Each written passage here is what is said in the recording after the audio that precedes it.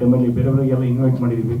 ಅಲ್ಲಿವರೆಗೂ every time ಕರೆದ್ರೆ ಮತ್ತು ಅವ್ರ ಸಮಯ ನಮಗೆ ಇಲ್ಲಿ ಇದಾಗಬಾರ್ದು ಅಂತ ಅಂದ್ಬಿಟ್ಟು ನಾನು ಯಾರಿಗೂ ಹೆಚ್ಚಿಗೆ ಇದು ಮಾಡ್ತಾ ಇಲ್ಲ. ನಮ್ಮ ಟೀಮ್ನವ್ರು ಮಾತ್ರ ಬಂದು ಸಾಂಗ್ ಮನೆ ಡೇಟ್ ಅನೌನ್ಸ್ಮೆಂಟ್ ಟೈಮಲ್ಲೂ ಅಷ್ಟೇ, ಇವತ್ತು ಅಷ್ಟೇ, ನಾಳೆ ಇನ್ನೊಂದು ಸಾಂಗಿಗೂ ಅಷ್ಟೇ ಈ ಥರ ಮಾಡ್ತಾ ಹೋಗ್ತೀವಿ. ಟ್ರೈಲರಲ್ಲಿ ಭಾಳ ದೊಡ್ಡದಾಗಿ ಲಾಂಚ್ ಮಾಡ್ತೀವಿ.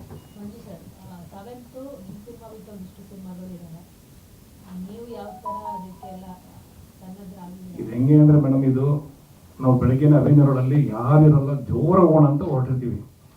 ಸ್ವಲ್ಪ ನಾವು ಹೋಗೋಷ್ಟೊತ್ತಿಗೆ ನೀವು ಹೋಗ್ಲಿಕ್ಕೆ ಆಗಲ್ಲ ಆ ಥರ ಇದೆ. ಬಟ್ ಅದರಲ್ಲೂ ನೀವು ದಾಟ್ಕೊಂಡು ಹೋಗ್ತಿರೋದು ದಟ್ ಈಸ್ ಕೆಪಾಸಿಟಿ ಅಷ್ಟೇ.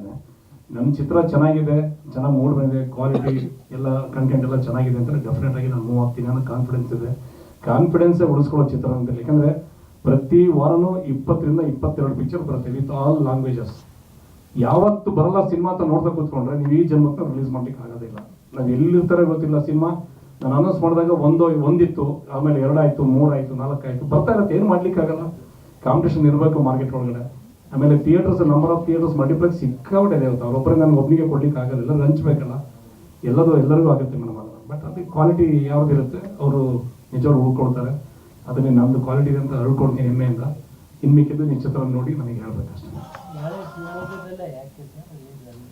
ನಾನು ಹೇಳಿದೆ ಸರ್, ನಮ್ಮದು ಶಿವಮೊಗ್ಗ ಬೇಸ್ ನಾವೆಲ್ಲ, ನಮ್ಮದೊಂದು ಮಲ್ನಾಡ್ ಟೀಮ್ ಅಂತಿದೆ, ಮಲ್ನಾಡ್ ಗ್ರೂಪ್ ಅಂತಿದೆ. ಸೊ ಎಲ್ಲ ಅವ್ರದ್ದು ಡಿಮ್ಯಾಂಡ್ ಮೇರೆಗೆ ನಾನು ಅಲ್ಲಿ ಶಿವಮೊಗ್ಗದಲ್ಲಿ ರಿಲೀಸಿಂಗ್ ಇಟ್ಕೊಂಡಿದ್ದೀನಿ.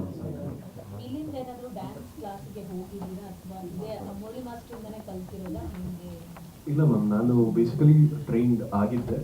ಶಿವು ಅಂತ, he was in dance Karnataka dancer ಎಲ್ಲ ಶಿವು ಅಂತ ಬರ್ತಾರೆ, ಅವ್ರ ಅಂಡರ್ ನಾನು ಟ್ರೈನಿಂಗ್ ತಗೊಂಡಿದ್ದೆ. ಬಟ್ ಅಗೇನ್ ಸಾಂಗ್ ಅಂತ ಬಂದಾಗ ಮುರಳಿ ಮಾಸ್ಟರ್ ಸ್ಟುಡಿಯೋ ಹೋಗಿ ಅವ್ರಗಳ ಜೊತೆ ಈ ಸಾಂಗಿಗೆ ಏನು ಬೇಕು ಬೇಕಾದ ತಯಾರಿಗಳನ್ನ ಮಾಡ್ಕೊಂಡೆ. ಓವರ್ ಆಲ್ ಅಂದರೆ ಇವಾಗ ನಾನು ಏನು ಹೇಳಬೇಕು ಅಂದರೆ ಮ್ಯಾಮ್, ಇನ್ನೂ ಇದ್ದಿದ್ದು ಹೌದು, ಇನ್ನೂ ಬೇಕಿತ್ತು ಅಂತ ನಮಗೂ ಅನಿಸ್ತು ಎಲ್ಲೋ ಒಂದು ಕಡೆ. ಬಟ್ ಮಾಸ್ಟಿಗೆ ಫಸ್ಟ್ ಹುಡುಗನ ಇಂಟ್ರಡ್ಯೂಸ್ ಮಾಡ್ಬೇಕಾದ್ರೆ ಅವರಿಗೂ ಒಂದಿತ್ತು, ಅಂದರೆ ಇವನ್ ಕೈಲಿ ಅದನ್ನ ಕ್ಯಾರಿ ಮಾಡೋಕೆ ಆಗುತ್ತೋ ಇಲ್ವೋ ಅನ್ನೋ ಅವರಿಗಿತ್ತು. ನಾನು ಹೇಳಿದೆ ಸರ್ ಮಾಡೋಣ ಅಂತ. ಬಟ್ ಅವ್ರಿಗೆ ಆ ಮೂಮೆಂಟಿಗೆ he felt this was fine, ಇದು ಇಷ್ಟು ಮಾಡಿದ್ರೆ ಚೆನ್ನಾಗಿರೋದು ಅಂತ ಅವ್ರಿಗೆ ಅನ್ನಿಸ್ತು. ಸೊ ಅದ್ರ ಪ್ರಕಾರ ನಾನು ಒಪ್ಕೊಂಡು ನಾನು ಜಸ್ಟ್ ಹ್ಯಾಪಿ. ಸರ್ ಇನ್ನೊಂದು ಹೀರೋಯಿನ್ ಜೊತೆಗೆ ಇನ್ನೊಂದು ಹಾಡಿದೆ. ಇದು ಹೀರೋ ಇಂಟ್ರೊಡಕ್ಷನ್ ಸಾಂಗ್ ಅಂತಾನು ಅಲ್ಲ ಸರ್. ಇದು ಹೀರೋ ಇಂಟ್ರೊಡಕ್ಷನ್ ಸಾಂಗ್ ಅಲ್ಲ. ಇದು ಅಂದ್ರೆ ಟಿಪಿಕಲ್ ಆಗಿ ಹೀರೋ ಇಂಟ್ರೊಡ್ಯೂಸ್ ಆಗ್ತಾರೆ, ಆಮೇಲೆ ಸಾಂಗ್ ಬರುತ್ತೆ, ಆ ಥರ ಅಲ್ಲ. ಇದು ನೀವು ಸಿಚುವೇಶನ್ ನೋಡಿ ಗೊತ್ತಾಗುತ್ತೆ. ಅಲ್ಲಲ್ಲ, ಇರಬಾರ್ದು ಅಂತ ಏನು ರೂಲ್ಸ್ ಅಲ್ಲ, ರೂಲ್ಸ್ ಅಲ್ಲ. ಬಟ್ ಸಿಚುವೇಶನ್ ಡಿಮ್ಯಾಂಡ್ ಮಾಡೋದು 100% ಇರುತ್ತೆ. ಇಂಟ್ರೊಡಕ್ಷನ್ ಆಯ್ತು ಸಾಂಗ್ ಆ ಥರ ಪ್ಯಾಟರ್ನ್ ಅಲ್ಲ, ಅಂದ್ರೆ ಸಿಚುವೇಶನಲ್ ಆಗಿ ಏನೊಂದು ಬರುತ್ತೆ. ಇನ್ನೊಂದು ಲಾಸ್ಟಲ್ಲಿ ಒಂದು ಸಾಂಗ್ ಬರುತ್ತೆ, ಸಿಚುವೇಶನ್ ಬರುತ್ತೆ, ಅಲ್ಲಿ ಹೀರೋಯಿನ್ ಲೀಡ್ ಇದ್ದಾರೆ. ಆಮೇಲೆ ಇವ್ರದ್ದು ಏನು ಡ್ಯೂಯೆಟ್ ಸಾಂಗ್ ಏನಿದೆ ನಿಮಗೆ, ಅದರಲ್ಲಿ ಕೂಡ ಹೀರೋಯಿನ್ನಲ್ಲಿ ಲೀಡರ್ ಬರ್ತಾರೆ.